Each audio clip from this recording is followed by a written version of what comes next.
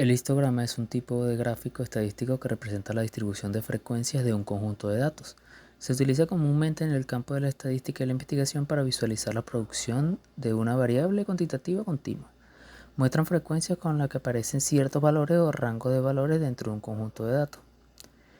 Existen diferentes tipos de histogramas. Los histogramas se pueden clasificar según sus características en forma o frecuencia que representan. En la forma tenemos histograma asimétrico o sesgado, y en la frecuencia que representan tenemos histogramas de frecuencia absoluta, histogramas de frecuencia relativa e histogramas de frecuencia acumulada. ¿Para qué son útiles los histogramas o para qué sirven?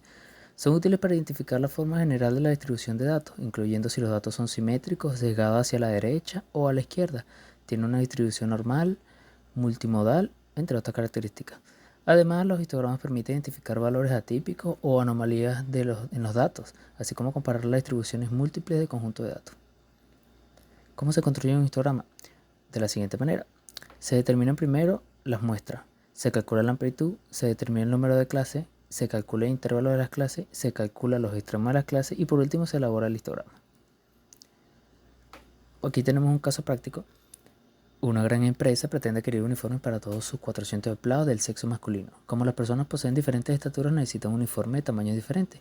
En vez de medir la altura de todos los empleados, lo que se llevaría mucho tiempo y daría mucho trabajo, la empresa decidió utilizar un método estadístico, en este caso el histograma.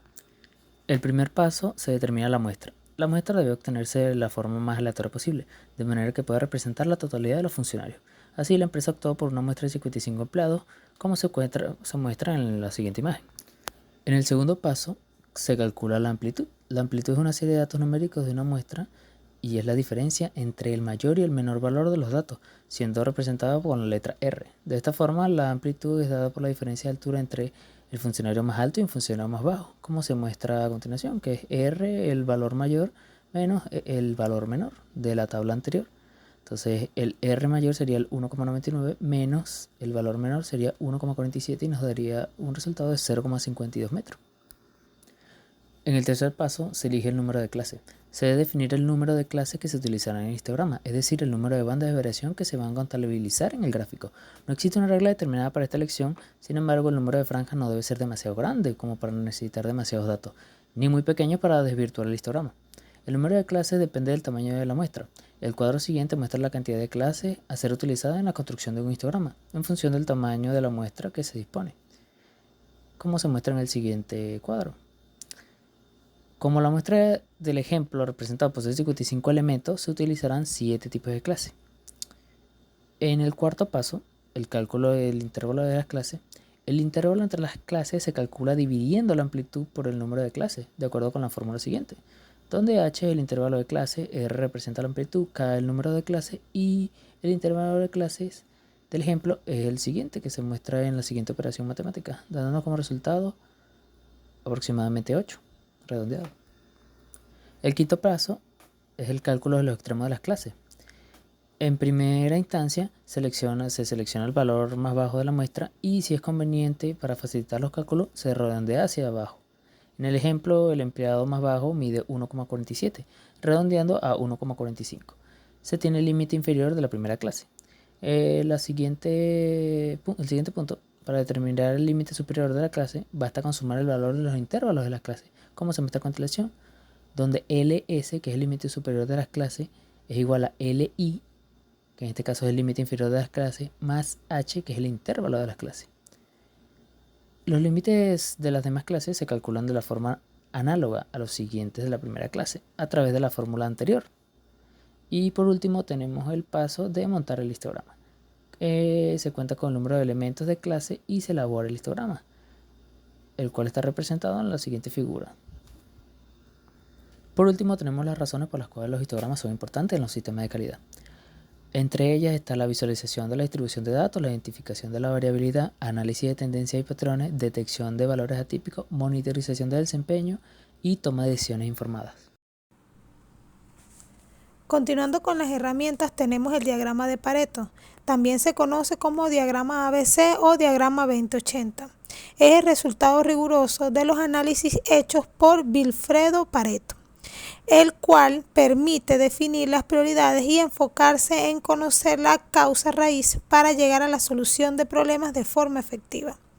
El diagrama de Pareto nos permite identificar cuál es ese 80% que generan los problemas para concentrar nuestros esfuerzos en su solución. En una empresa, el diagrama de Pareto se usa en multitud de campos, considerándolo como una de las 7 herramientas de la calidad que nos permite llevar a cabo la mejora continua. ¿Cómo se construye? Primero se define cuál es la situación problema. Segundo, se define cuáles son las causas o factores que se van a analizar. Tercer paso, se recolectan los datos en torno a las causas y en el cuarto paso se ordenan los datos de mayor a menor y se comienzan a realizar los procedimientos necesarios para calcular el acumulado y el porcentaje acumulado. Así finalmente se consigue graficar el diagrama de Pareto, que nos permitirá analizar y tomar decisiones respectivas. Todo esto lo vamos a comprender mejor en el caso práctico que a continuación se presenta. En el mes de enero del presente año, la planta química atmosférica presentó fallas operacionales asociadas a los intercambiadores de calor. El equipo 15E102, que es considerado el mal actor por presentar un elevado número de fallas y costos de mantenimiento. Entonces se procede a elaborar el diagrama de Pareto correspondiente para segregar las causas que más impactaron al equipo. En la tabla número 1 se presentan los 13 tipos de causas principales. Se establecieron las frecuencias de cada una de las causas, siendo las grietas la causa más frecuente con 23 y el daño mecánico se presenta con solo 1. Esto lo ordenamos de mayor a menor, tal como se observa, y a partir de ahora se realizan los cálculos respectivos. La frecuencia de los datos recolectados se determina, el porcentaje de cada una de las causas dentro del total y se suman todas las frecuencias, que en total se han presentado 113 fallas. Ahora se procede a calcular el porcentaje acumulado. Es la suma del porcentaje de todas las causas, uno tras otro. Me explico. En la primera causa el porcentaje acumulado es 20%. Sin embargo, en la segunda vamos a sumar ese 20% con el porcentaje de la segunda causa, que es 16%. En este caso suman 36%. De esta forma y así sucesivamente hasta el final. Y deben sumar 100%.